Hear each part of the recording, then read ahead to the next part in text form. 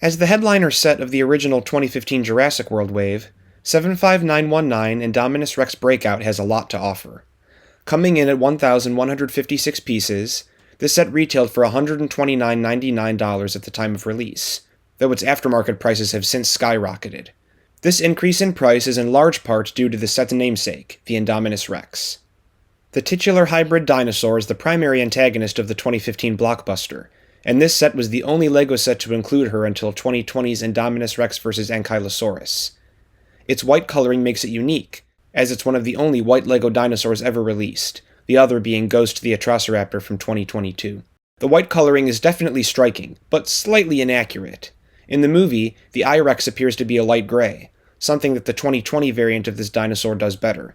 In my opinion, however, that's where the 2020 version's superiority ends. The 2015 Indominus features a much more striking and frightening faceprint, which not only looks fearsome but is also faithful to the movie. The parts used for the head and jaw were brand new for this set, and were later used on the Giganotosaurus from Dominion.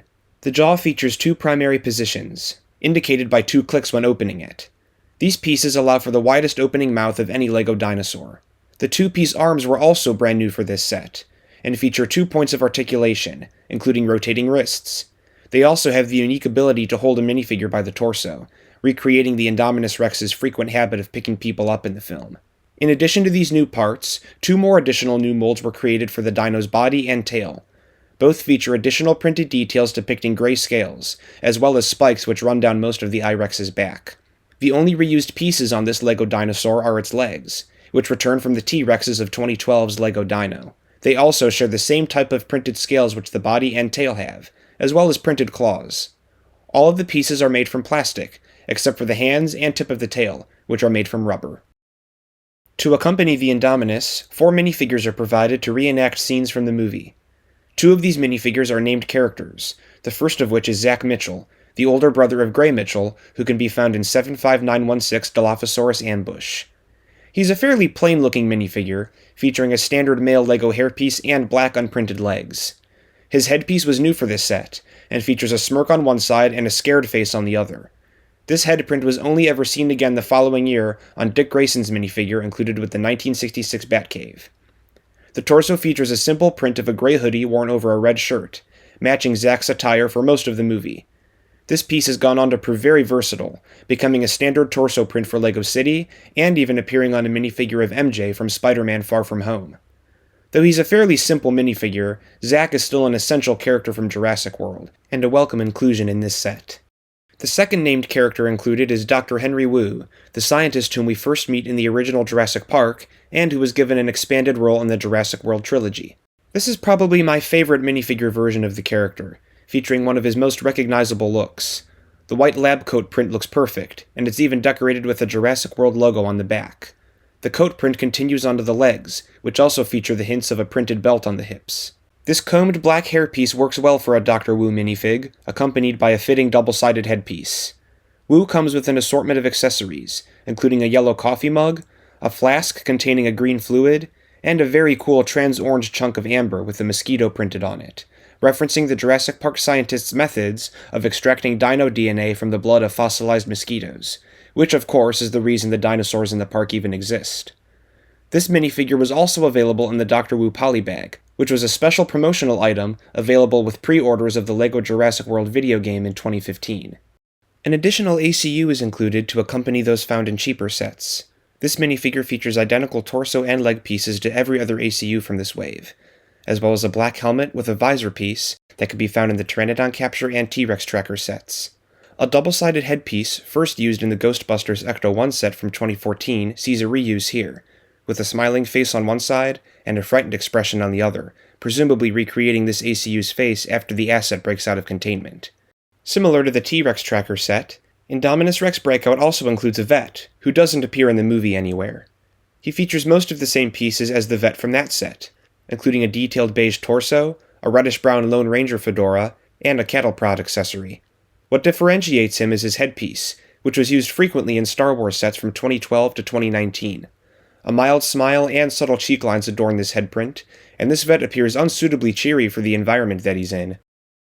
The vast majority of this set's piece count goes towards building the Indominus Rex's Paddock, which she famously breaks out of during the movie.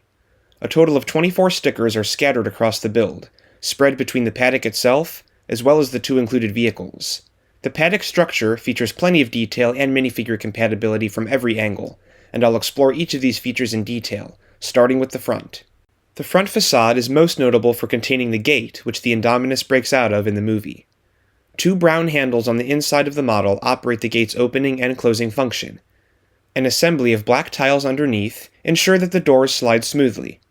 An assortment of stickers cover the sloped entry ramp beneath the gates.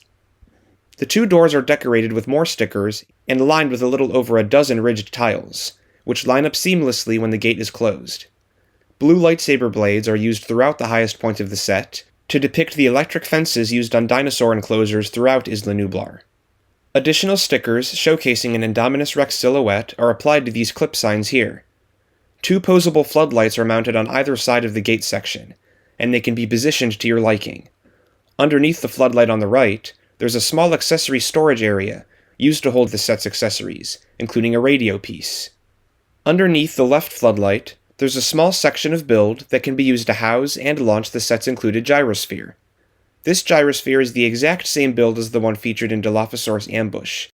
The build is a perfect LEGO version of the vehicles seen in the movie, and is equally functional. The dishes on the sides are printed, while the control console inside is stickered. There is space inside for one minifigure, and the sphere's build allows the rider to remain upright while being rolled. A small trigger on the inside of the Paddock allows you to launch the Gyrosphere from its station. This launch station can also be removed, allowing you to still launch the Gyrosphere using the smaller trigger provided. The Gyrosphere ride station wasn't anywhere near the Indominus Rex's cage in the movie, but it's still a fun play feature to have nonetheless. Moving to the left of the set is a section of wall with a viewing area built in. This area is elevated above ground level and has enough room to place minifigures to view the asset from the supposed safety of the viewing area. A sticker is applied to this large window brick, referencing the scene where Claire and Masrani observe the creature from the outside, and it's revealed that the I-Rex has attempted to break the glass. In the film, the crane used to feed the Indominus Rex is cited by Owen Grady as the only positive relationship the Indominus has with anything, and naturally this feeding crane is included, located directly above the glass viewing area. The crane can spin nearly 360 degrees, and features 3 points of articulation. A covered canopy is topped off with emergency lights that match the rest of the set, and the canopy can hinge back, allowing space for one minifigure. A tray holding 2 boxes of meat for the dinosaur can be hooked onto the edge of the crane and used to feed the Indominus Rex inside the enclosure. The highest point of the set is located near the back here, at this small outpost-like structure. Within this outpost build is a small lab for Dr. Wu, with a spinning chair and a desk with a laptop for him to work on. The laptop even features a comical graphic of Mr. DNA from Jurassic Park, looking at the schematic for the Indominus Rex with uncertainty. 2 doors are located on either side of the lab, and they help hold up the helipad located on top. A large round plate provides the main basis for the helipad, complete with 4 positionable landing lights and a stickered Jurassic World logo in its center. This helipad is the perfect landing spot for the accompanying helicopter that's included. This helicopter features the appealing blue livery that can be found across the entire 2015 Jurassic World range. It also features all of the appropriate functionality of a LEGO helicopter, including 2 spinning rotors, 2 flick fire missiles, and an opening cockpit with space for a minifigure. 3 stickers are also applied onto the vehicle. The helicopter slots neatly into the raised Jurassic World logo atop the helipad, preventing it from sliding around while parked. If this copter's design is too simple or juniorish for you, the helicopter from 75915 Pteranodon Capture is a much sleeker and more refined design, and is a much closer match to the helicopter seen in the movie. It also fits atop the helipad in this set, but looks slightly oversized when compared to the smaller included copter. The areas outside Dr. Wu's lab feature some space to pose minifigures for viewing the Indominus Rex. 2 large lamps and a mounted tranquilizer rifle are attached to this black cable element, and all 3 of these can be repositioned to your liking. The area below isn't a whole lot to look at, with a small patch of green acting as this section's base layer, and assorted bluish-gray and clear wall elements enclose it from the outside. The last of the 4 sections this set has to offer is this wall, adorned with electric fence details that the rest of the set has, in addition to stickered signs warning about said electric fences. Though this wall is seemingly uninteresting, it has a secret play feature. The wall is attached to a couple of jumper plates, and can be easily knocked over to recreate a dinosaur Breakout. It can just as easily be reassembled to recreate the Breakout as many times as you wish. Of course, the Indominus Rex escapes through the main gate in the movie, but little play features like this are greatly appreciated. Details such as greenery and panels featuring buttons and levers are scattered throughout the set, lending a sense of cohesive design that really brings the set to life.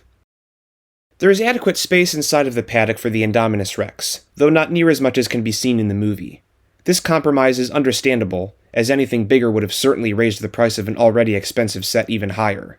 Other large theropod dinosaurs are also well suited to this enclosure. Or, alternatively, the set could be used as the paddock where Owen trains his raptors in the film, as there's enough space inside to fit 4 Lego velociraptors. The set's layout brings up some interesting points. It's a very unique design, being not uniformly rectangular, and therefore can be seen as an advanced design for its time. The use of heavy-duty ball and socket joints near the build's 4 corners make this possible. Because of the set's unique design construct, not to mention the large amount of real estate it takes up, it can be a little difficult to transport and even harder to display. Though it doesn't look it, the set is actually pretty sturdy, so you should be okay transporting it, especially if you support it from the bottom. You could also take apart the set section by section, and carry all 4 chunks of wall separately. This also makes the set much easier to store. This is probably one of the best LEGO Jurassic World playsets ever made, in my opinion. It's definitely one of my favorites in my collection. The set is reasonably accurate to the source material, and the character selection is pretty decent, with the highlight being that elusive white Indominus Rex. While this set definitely prioritizes play over display with loads of play features, it's still a very cool display piece, and I've had it up on my own display assembled for quite a while. When the set was released, it received some backlash for its price when compared to what it offered. At the time of its release, $130 was too much money for what was included, especially considering that the set only included 1 dinosaur and 4 minifigures. Comparing that to today's prices, though, make it seem like a bargain, as the set routinely sells for prices of $200 to $300 used, and around $400 to $500 new in box. A large part of this is due to the exclusive white Indominus Rex, who has become a highly sought-after collector's item. Prices for just the dinosaur figure alone can reach upwards of $200. In the end, then, I highly recommend this set, so long as you can find a very good price for it, which can be hard these days. The set definitely packs a lot of value in, just not $400 worth of value. If you can find the set for $200 or less, as long as you're willing to spend that much on it, I would definitely recommend this set. It's a great dinosaur playset, and the perfect flagship LEGO set for anyone's LEGO Jurassic World collection.